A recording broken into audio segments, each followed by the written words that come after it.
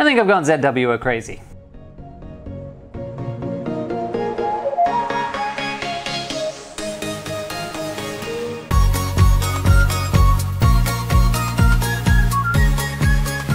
Welcome back to the channel, everybody. So if you saw my previous video, you'll know that I bought a new camera from ZWO, and I figured this would be a good opportunity to just show you everything that I bought over the last 6 months from ZWO. So no, I didn't buy this all at once. It looks like a lot, and it is. But this is just an opportunity for me to catch everyone up to speed and show you what I'll be working with. So let's jump right in. I have been looking at doing auto guiding for quite some time now, and I figured with the ASI Air Plus, the 3rd generation coming out, I figured that was the right time to jump in. I looked at lots of different systems. It had to be something portable.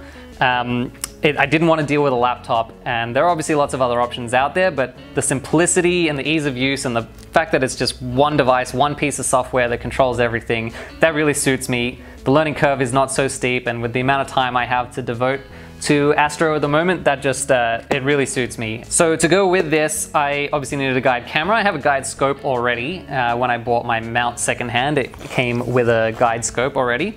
And despite how this looks, it's actually the 120mm Mini. So just again, nice and lightweight, portable, very simple, classic guide camera. The EAF, and now electronic focusing is something that I've been thinking about doing, but not something that I necessarily needed to jump right into, but I figured it was on a pretty good sale at the time, and I just figured, well, I may as well just jump in right now. It seems like as good a time as any. All right, the camera.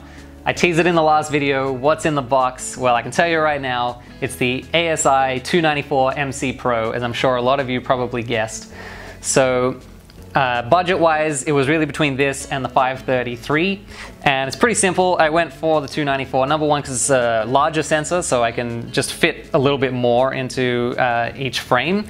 And secondly, it's a rectangle, and that just suits me better. A square is a little bit limiting. A rectangle you can still crop down to a square, but really for the most part, most of my media is YouTube and TikTok and things like that. And also just for framing pictures around the house, I think rectangles usually work better. That's really the main reason that I went for this guy over the 533. With the camera, again, they were doing a special, and so it came with, this is an empty box right now, a 2-inch filter drawer and the ZWO Duo Band filter. It was only $100 extra for both of them.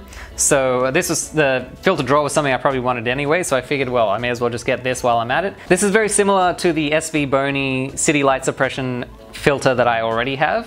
Slightly narrower band passes on this one. But I figured, well, it's pretty cheap and it's a good opportunity to try something else. Maybe it's better. At the very least, I'll be able to do some good comparisons between the two. And look out for those coming soon.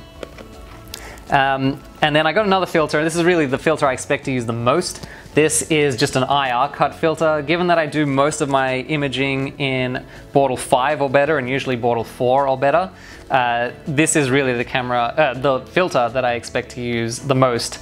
So I can use the full, bandwidth of the sensor and cutting out the bloat from the near infrared. Now, in my last video, I also mentioned that I bought a T2 adapter. So this will allow me to stick my existing Canon lenses onto this new ZWO camera. So I'll still be able to do nice wide field stuff on the Star Adventurer, which I'm looking forward to as well. Guys, I'm going to be doing a ton of tutorials, comparisons, reviews of all the devices you can see before you over the coming months. So make sure you subscribe to get everything. Alrighty, that's enough chit chat. Let's go head outside and check out the rigs and what I'm working with for 2022.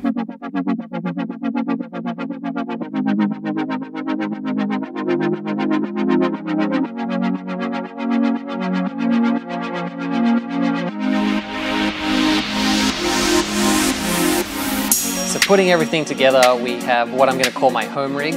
This is going to be all riding on the Skywatcher HEQ5 Pro. And we've got the Skywatcher EvoStar 72 ED up there, along with an Orion 50mm guide scope and that 120mm Mini. Then we've got the EAF, which is going to be a permanent fixture on the EvoStar for now anyway. Moving on from that, we've got the 0.8x flattener reducer from Starfield. That 2-inch filter drawer, as you've seen before, with various filters. and the ASI 294MC Pro. That's all controlled by the ASI Air Plus. And then lastly, you'll notice I've got these two orange dew heater strips on here. These are just cheap $30 ones from SV Boney, and they are run directly from USB, and I'll show you a little bit more about those later, but I love these because they're super cheap and they work really well. And then option 2 of the home rig is pretty much the same thing.